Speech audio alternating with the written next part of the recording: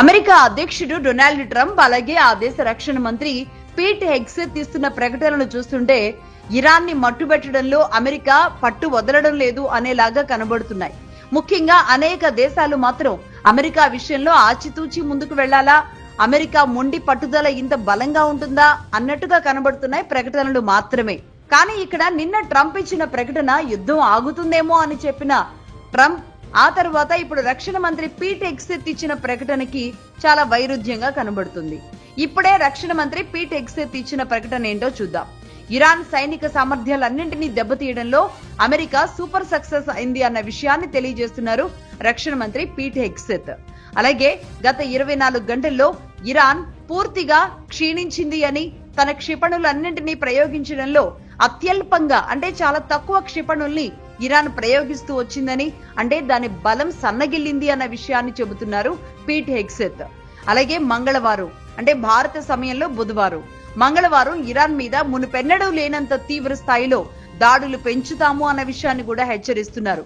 అలాగే ఫైటర్లు బాంబర్లతో కూడా విరుచుకుపడతామని, తమ నిఘా కూడా మరింత పటిష్టంగా ఉంది అంటున్నారు హెగ్సెత్.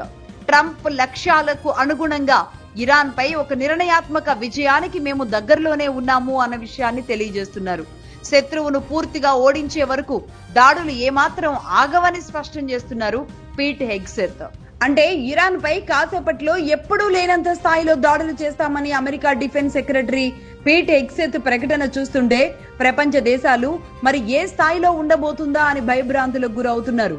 ఒక రకంగా అనేక దేశాలు కంటి మీద కునుకు లేకుండా కూడా ఈ అర్ధరాత్రంతా అమెరికా యుద్ధం ఇరాన్ మీద కొత్తగా ఏ విధంగా ఉండబోతుందా అని ఎదురు చూస్తున్న సమయం కనబడుతోంది.